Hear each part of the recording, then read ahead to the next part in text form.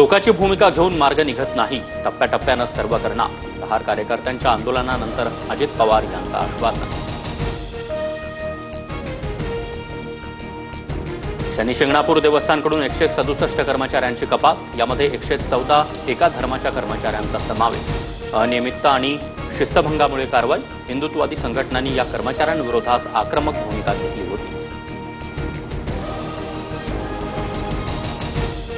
क्रेनच्या सहाय्यानं अहमदाबादमधील अपघातग्रस्त विमानाचा भाग हटवला. घटनास्थळावरून आतापर्यंत 274 जणांचे मृतदेह आढळले. अहमदाबाद येथील विमान दुर्घटनेमधील मृतदेह डीएनए चाचणीनंतर नातेवाईकांच्या ताब्यात द्यायला सुरुवात. मात्र मृतदेह मिळण्यास उशीर होत असल्यानं नातेवाईकांकडून संताप व्यक्त. 30 सेकंदात अपघात कसा झाला हा जगाला पडलेला प्रश्न. शत्रू राष्ट्राकडून सायबर हल्ल्याच्या माध्यमातून इंजिन बंद पडलं का? संजय राऊतांकडून संशय व्यक्त.